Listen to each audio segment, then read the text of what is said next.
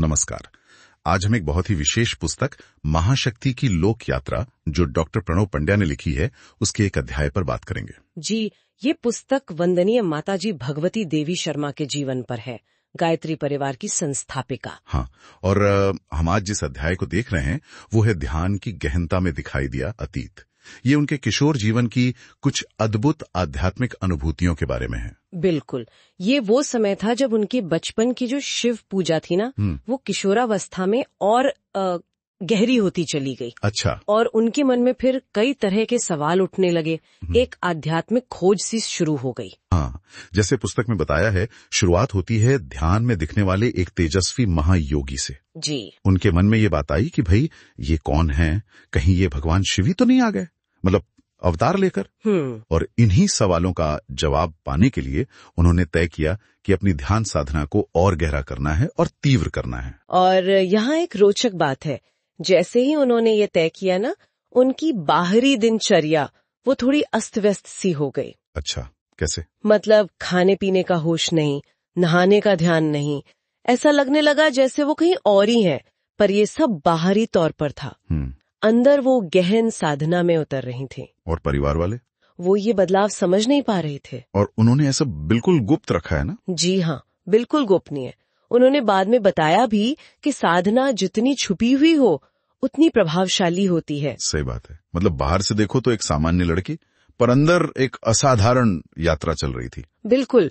और ये अवस्था इतनी बढ़ गई कि उन्हें सोते जागते हर समय बस ध्यान का ही अनुभव होता था। हर समय? हाँ, पुस्तक में ऐसा ही लिखा है।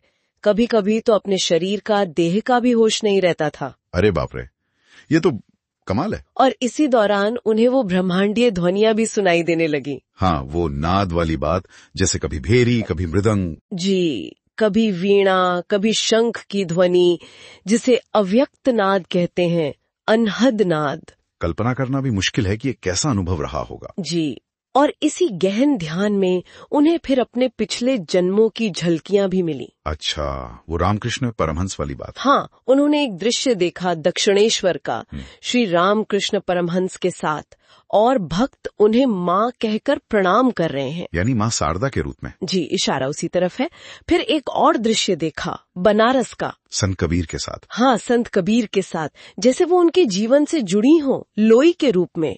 ये देखना कि कैसे अलग अलग युगों के इतने बड़े संत उनकी चेतना में आ रहे हैं, ये तो अद्भुत है। और फिर सबसे महत्वपूर्ण बात हुई, उन्हें ये बोध हुआ, ये ज्ञान हुआ कि कबीर, रामकृष्ण और वो महायोगी जो ध्यान में दिखते थे, वो एक ही चेतना है। बिल्कुल, तीनों एक ही हैं। और साथ ही ये भी कि उनकी अपनी आत्मा। हाँ, कि उनकी आत्मा ही पहले लोई बनी, फिर शारदा बनी। और इस जीवन में भी उसी महायोगी से उनका जुड़ाव तय है। जी, इस बोध ने जैसे उनके सारे सवालों के जवाब दे दिए। जीवन का रास्ता साफ हो गया। और इसके बाद इतने सालों की तीव्र साधना के बाद, हाँ, जब ये ज्ञान मिल गया, तब धीरे धीरे उनकी बाहरी दिनचर्या फिर से सामान्य होने लगी, व्यवस्थित हो गई। तो परिवार वालों ने क्या देखा? बस यही कि वो सुबह जल्दी उठकर पूजा ध्यान करती हैं? शायद हाँ, बस इतना ही कि नियमित रूप से शिव पूजा और ध्यान करने लगी हैं, पर उनके अंदर जो क्रांति हुई थी, जो ज्ञान मिला था, और अपने आराध्य से मिलने की जो एक तीव्र इच्छा थी, वो सब दुनिया की नजरों से छिपा रहा। तो इस अध्याय से हमें वंदनीय माताजी के किशोर जीवन की एक बिल्कुल अलग तस्वीर मिलती है। जी, एक गहन गोपनीय आध्यात्मिक यात्रा की झलक, जिससे उन्हें आत्म साक्षात्कार हुआ, अपने जीवन का उद्देश्य पता चला। और शायद यही उनके आगे के महान जीवन की नींव बनी। बिल्कुल, और ये हमें सोचने पर भी मजबूर करता है ना। किस बारे में? कि कैसे एक व्यक्ति के अंदर चलने वाली इतनी गहरी अनुभूतियाँ, जो बाहर से दिखती भी नहीं, हाँ, वो उसके पूरे जीवन को, उसकी नियति को और दुनिया के साथ उसके रिश्ते को कैसे आकार दे सकती हैं। सही बात है। जीवन कितने शुरुआती दौर में मिला आत्मज्ञान, हाँ, वो कैसे किसी को इतने बड़े लक्ष्य के लिए पूरी तरह समर्पित कर देता है, ये एक विचार करने लायक प्रश्न है। तो आज की ये चर्चा यहीं समाप्त करते हैं। अधिक जानकारी के लिए श्रोतागण गायत्री परिवार की वेबसाइट www.awgp.org और YouTube चैनल शांति कुंज वीडियो पर जा सकते हैं, या अपने नजदीकी गायत्री परिवार केंद्र से संपर्क कर सकते हैं। सादर धन्यवाद। धन्यवाद।